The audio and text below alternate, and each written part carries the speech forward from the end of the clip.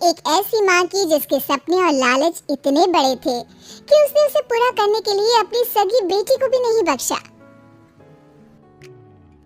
अरे मेरी प्यारी बिटिया रानी, सारा दिन इतने डिजाइनर कपड़े सिलती है। ये तो हाई क्लास के लोग पहनते हैं ना बेटा। हाँ माँ, तभी तो इनके सिलने के लिए मुझे इतने अच्छे पैसे मिलते हैं। देखो माँ, अगले महीने घर में रंगीन बड़ा टीवी लगवा दूंगी। हाँ। अरे जीती रहे बेटा। वैसे कोई ऐसा काम कर जिससे एक बार में ही ढेरों पैसे आ जाए। आने को तो इसमें भी अच्छी कमाई है माँ, लेकिन एक दिन में एक ही कपड़ा सिलो तो आराम भी है ना। वैसे क्या करना है माँ इतने पैसों का? अरे तू बड़ी भोली है बेटा। अरे ओ रायना के पापा, देखो तो रायना के लिए मैंने एक लड़का देखा है। पैसे तो इतने हैं कि लाखों रोज इधर से उधर हो भी जाए तो पता ना चले। वो तो ठीक है, लेकिन इतने बड़े घर का लड़का हमारी रायना से शादी क्यों करेगा? अरे कैसी बात कर रहे हैं आप? क्यों नहीं करेगा? अरे करेगा ना, कमी क्या है हमारी रायना में? अच्छा फोटो तो दिखा दो, कैसा है लड़का? कहीं ऐसा ना हो कि कोई बूढ़ा निकले। अरे थोड़ी सी उम्र में बड़ा लड़का कोई बूढ़ा नहीं होता। ये देखो। फोटो किसी लड़के की नहीं बल्कि एक आदमी की थी। ये क्या बकवास है? कौन है ये? इसके बेटे की फोटो दिखाओ। जी ये वो लड़का ही है। अरे साधना, तुम सगी माँ हो या सौतेली? अरे पैसा रहेगा तो राज करेगी ना। मेरे जीते जी मैं अपनी बेटी की शादी इतने बूढ़े आदमी से बिल्कुल नहीं करूंगा। जब मैं अपनी बेटी के लिए लड़का पसंद नहीं कर सकती तो मेरा इस घर में रहने का अधिकार ही नहीं है। जैसे ही वो जाने लगती है कि तभी रायना वहाँ आ जाती है।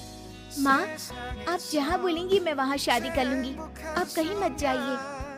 और फिर रायना की शादी अपने से 11 साल बड़े राधा राम से हो जाती है। शादी के बाद एक दिन, अरे माँ, कैसे आना हुआ आपका? अरे बेटी, घर में आने के लिए कुछ सोचना होता है क्या? ये लो, पूरे 2 दर्जन केले हैं बेटा। शुक्रिया माँ। वैसे और बताइए। बेटा तेरे पापा की तबीयत खराब हो गई है और तू तो जानती है कि उनकी कमाई कितनी है। अगर तुझसे कुछ पैसों का इंतजाम हो जाए तो। माँ, मेरे पास पैसे कहाँ से आएंगे? अरे वाह बेटी, तू तो गिरगिट की तरह रंग बदल रही है। अरे तुझे पढ़ाया लिखाया, तेरी शादी में पैसा लगाया, अब तेरे मायके वालों को जरूरत है तो तू ऐसे जवाब देगी? अरे माँ, ऐसे मत बोल। मेरी मुंह दिखाए में जो पैसे मिले थे ना, वो मैं तुझे दे देती हूँ। लेकिन अगली बार से आपको जब पैसों की जरूरत हो तो आप कुछ दिनों पहले ही बता देना। अरे ठीक है, तो अभी से सुन ले, अगले महीने भी पैसों का इंतजाम करके रखना, मैं आकर ले जाऊंगी। तभी वहाँ रायना की सास आ जाती है। अरे समधन जी, कैसे आना हुआ? अरे कुछ खाया पिया आपने? जी वो केले लाई हूँ पूरे 2 दर्जन। अब बेटी के ससुराल आना था तो खाली हाथ थोड़ी ना आती मैं। कोई बात नहीं बहन जी, आराम से बेटी से बात करिए, मैं और भी कुछ खाने को भिजवाती हूँ। सास के जाने के बाद साधना भी पैसे लेकर घर आ जाती है। अब दिन बीतते हैं। साधना हर महीने रायना के घर आती और पैसे लेकर चली जाती। लेकिन एक दिन अचानक रायना की सास का फोन साधना पर आता है। बहन जी, जैसे भी हो आप जल्दी से हमारे घर आ जाइए ना। हमारी बहू रायना को क्या हो गया है? न बोल रही है न हिल रही है। हैं? अरे मार तो नहीं डाला मेरी मासूम बेटी को? साफ साफ बोल देती हूँ, मेरी बेटी को कुछ भी हुआ होगा ना तो मैं तुम लोगों को कंगाल कर दूंगी, क्लेम कर दूंगी करोड़ों का। अरे क्या हुआ भाग्यवान, कहाँ से करोड़ों आ रहे हैं? अरे मार डाला हमारी बिटिया को उन लोगों ने। हैं? क्या बोल रही हो तुम? मैंने तो पहले ही बोला था कि लड़का ठीक नहीं है।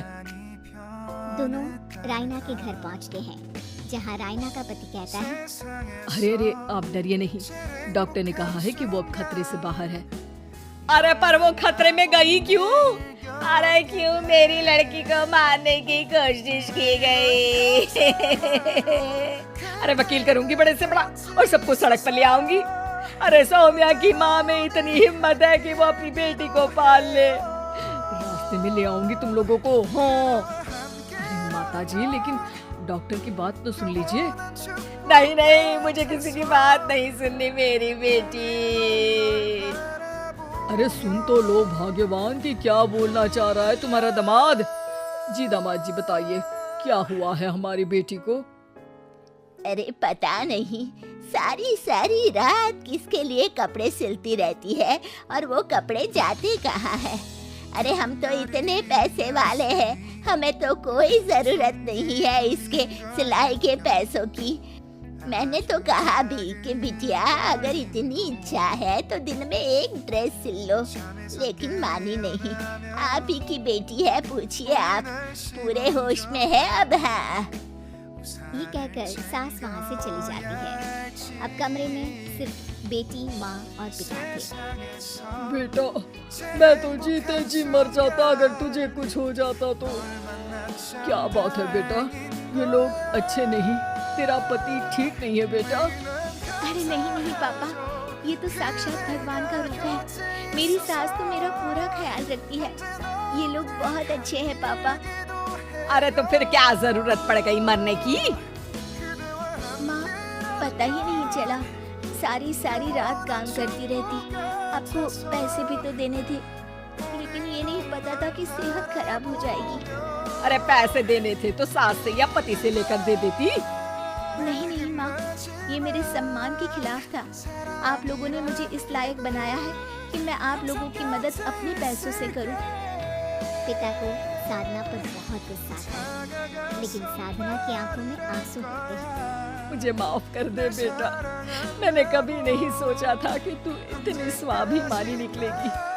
बेटा मैंने अपने लालच में तेरा जीवन बर्बाद कर दिया, मुझे माफ कर दे बेटा।